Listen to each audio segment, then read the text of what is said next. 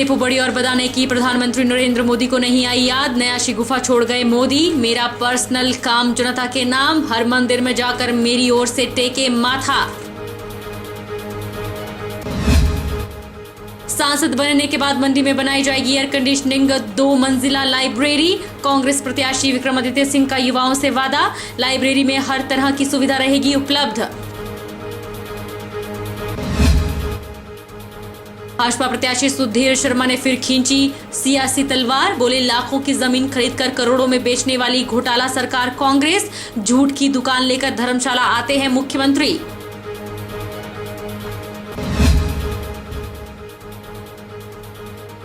और Chamba medical college में dialysis की सेवा फिर बंद, मरीज और तीमारदार परेशान। 1 सप्ताह के भीतर डायलिसिस सेवा फिर होगी बहाल, मेडिकल कॉलेज प्रबंधन का दावा।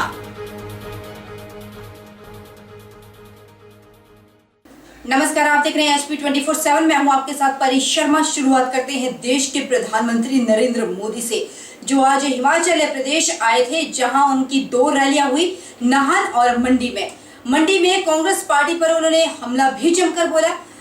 मोदी ने कहा कि अयोध्या में रामलला विराजमान हुए हैं, लेकिन कांग्रेस खुश नहीं हुई।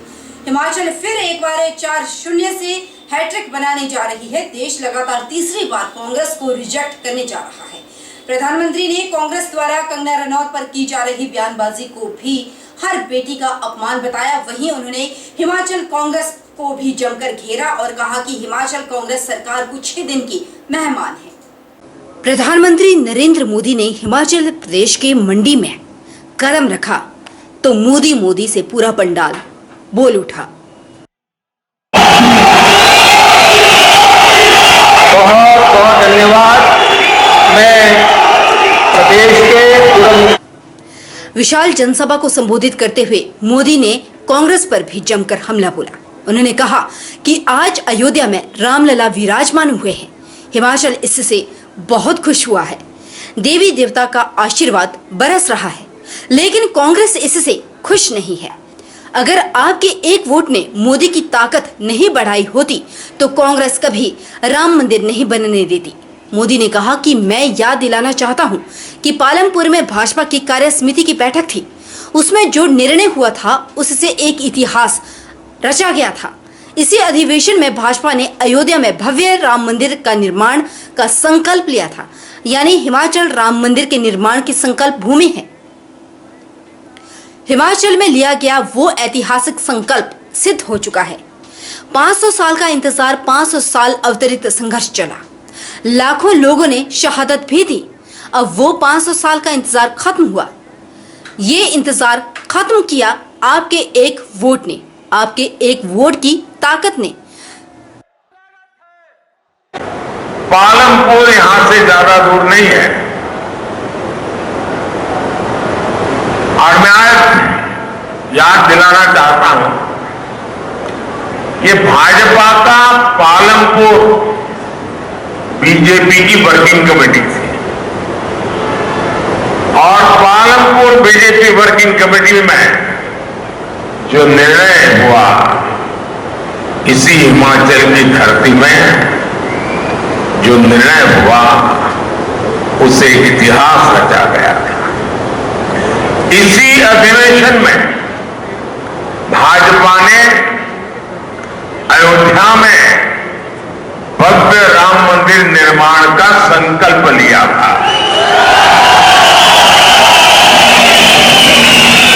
इस देवभूमि में संकल्प हुआ था, पालमपुर में हुआ था, यानी हिमाचल राम मंदिर के निर्माण की संकल्प भूमि है।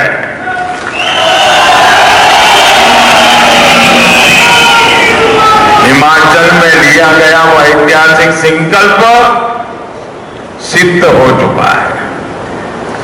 500 साल का ये इंतजार, 500 साल तक अविरत संघर्ष चला।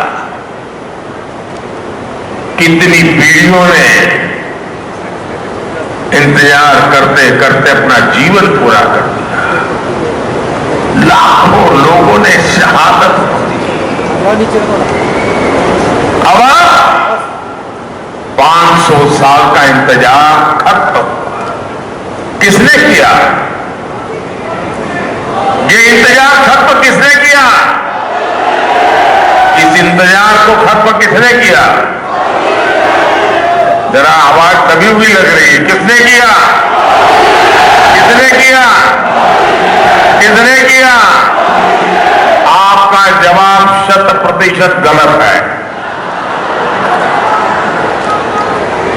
ये इंतजार खत्म किया है आपके एक वोट ने।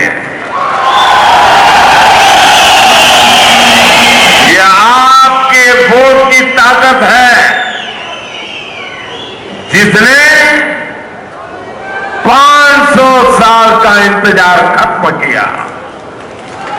आज अयोध्या में रामलला विराजमान हुए, हिमाचल खुश हुआ है, देवी देवता आशीर्वाद बरसा रहे हैं,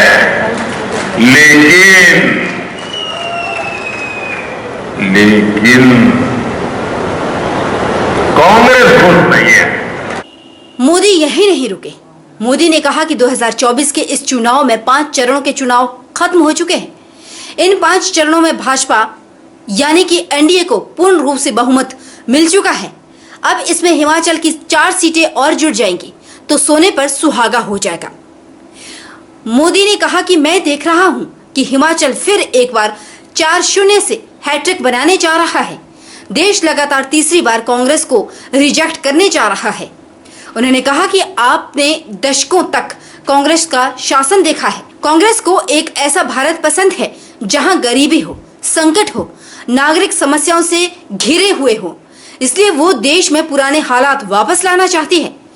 इतना ही नहीं, वो देश के विकास में रिवर्स गियर लगाना चाहती है।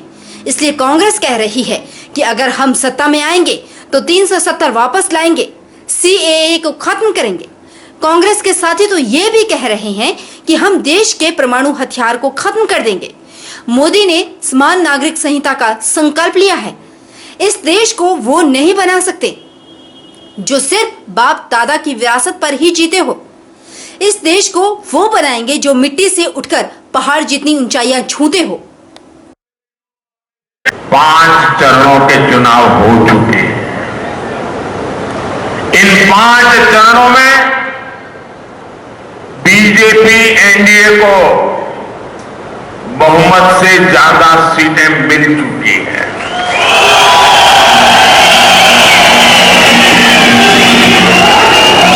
अब इसमें हिमाचल की 4 सीटें जुड़ जाएगी तो सोने पर सुहागा हो जाएगा। और मैं देख रहा हूं हिमाचल फिर एक बार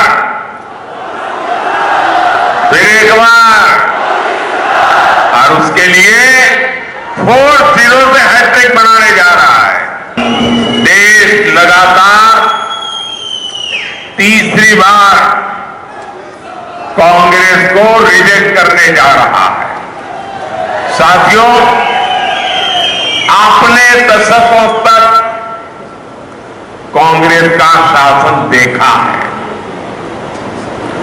कांग्रेस को ऐसा भारत पसंद है जहां गरीबी हो, संकट हो, नागरिक समस्याओं से घिरे हो। इसलिए वो देश में पुराने हालात वापस लाना चाहती है। वो देश के विकास में रिवर्स गियर लगाना चाहती है। और इसलिए कांग्रेस कह रही है कि अगर हम सत्ता में आएंगे तो 370 वापस लाएंगे। कांग्रेस कह रही है सीए को खत्म करेंगे। कांग्रेस के साथी तो यहां तक पागलपन आया है, वो कह रहे हैं हमारे जो परमाणु हथियार है ना वो भी हम खत्म कर देंगे। चुनाव में घोषणा कर रहे हैं जी।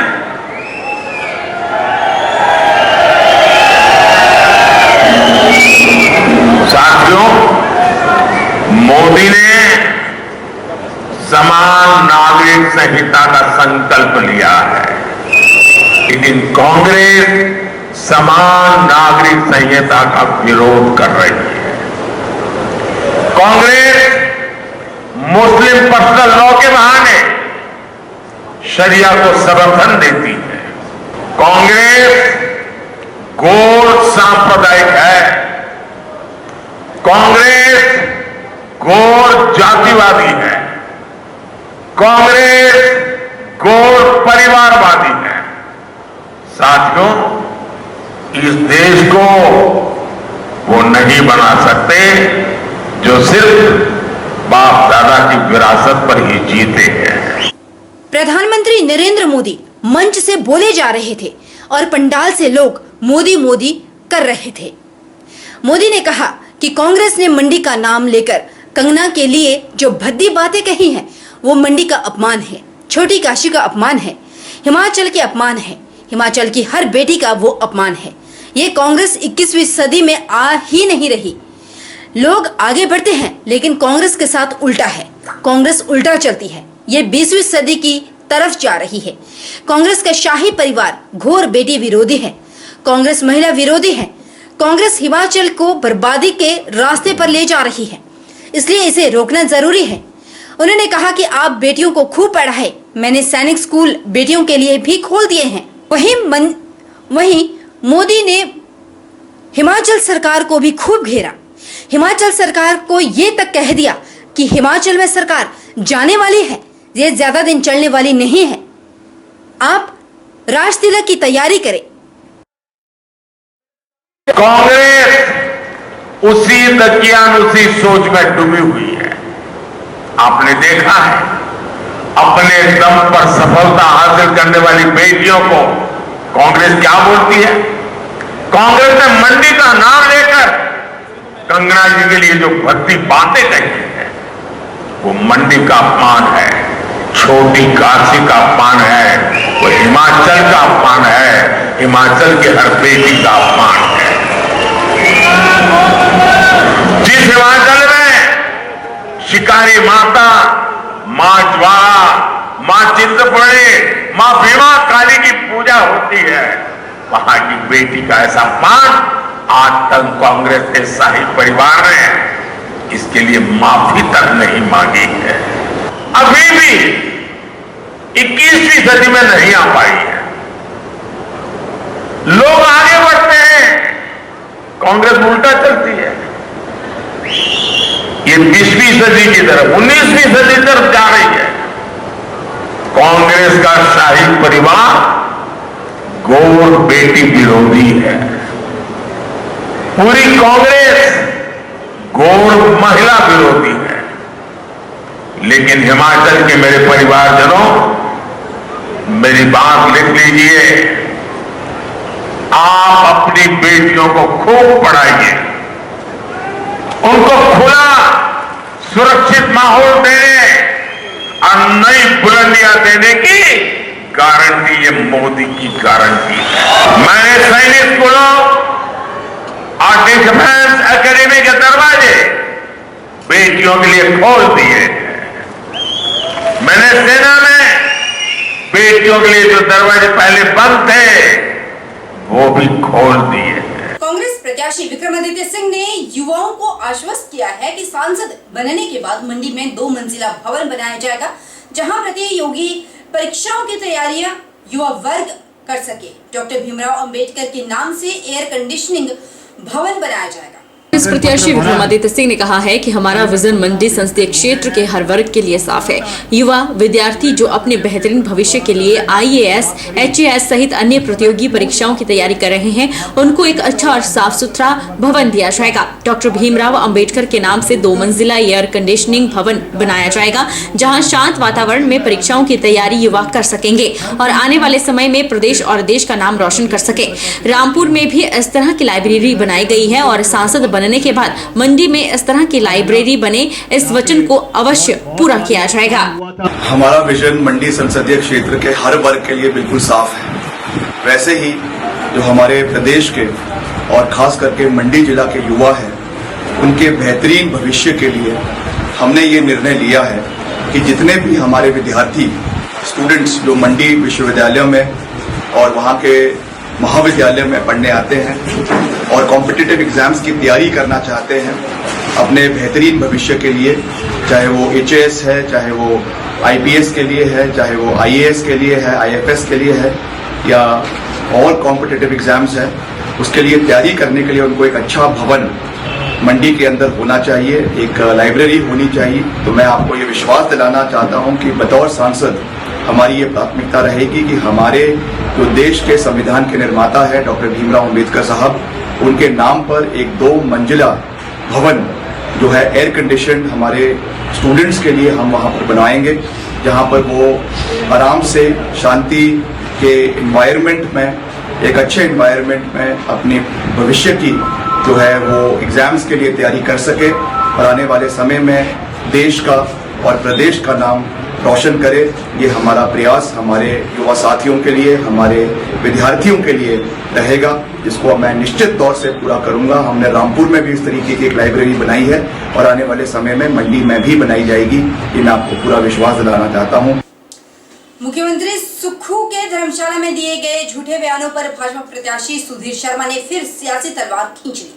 सुक्खू को चैलेंज करते हुए सुधीर शर्मा ने कहा कि मैं उनको चैलेंज करता हूं कि इलेक्शन कमीशन को सौंपे गए मेरे हल्फनामे के अलावा कुछ भी और निकला तो मैं उन्हें वो सब कुछ दे दूंगा और वो सरकार के हवाले होगा। कल सुखविंदर सिंह सुक्खू जी ने धर्मशाला का दौरा किया और बड़ी बड़ी बातें वो जैसे कि मंचों से हमेशा कहते आए हैं, पूरी अपनी झूठ की दुकान लेकर के धर्मशाला आए और कुछ भी अनाप शनाप बयानबाजी करके चले गए। ये हास्यास्पद बात है। आते ही कल उन्होंने कहा कि सुधीर शर्मा का एक ड्राइवर जिसके पास इतनी रजिस्ट्रियां हैं, सुधीर शर्मा की संपत्ति इधर है, सुधीर शर्मा की संपत्ति उधर है। मैं ये कहना चाहता हूँ सुक्खू जी को कि मैं आपको चैलेंज देता हूँ कि जो मैंने हल्फनामा एफिडेविट अपना इलेक्शन कमीशन को दिया है, अगर सुधीर शर्मा के पास उसके अलावा कुछ है तो वो सारे का सारा मैं प्रदेश सरकार को दे दूंगा। लेकिन साथ में ये भी कि जो आपके पास है वो भी आपको इस प्रदेश के नाम कर देना चाहिए और ये भी बताना चाहिए कि आया कहाँ से। एक बड़ी अपनी छवि ऐसी उन्होंने बनाने की कोशिश की जब आपदा इस प्रदेश पर आई कि मैंने तो अपने जीवन भर की कमाई जो है वो प्रदेश को दे दी, आपदा राहत में दे दी, मेरे पास तो कुछ बचा नहीं है। ये जो कमाई है ये जब आप मुख्यमंत्री बने तो SJVNL को जो आपने अपनी बिल्डिंग किराए पर दे रखी है उसका किराया बढ़वाया, उसका चेक आया और वो चेक जो है आपने आपदा राहत में दे दिया, पूरी कमाई नहीं दी है, पूरे आंकड़े उसके हैं। और जो मेरे खिलाफ बात कर रहे हैं उसका आंकड़ा कोई नहीं है। तो इस तरह की बात वही व्यक्ति करता है जो बिल्कुल बुखला जाता है।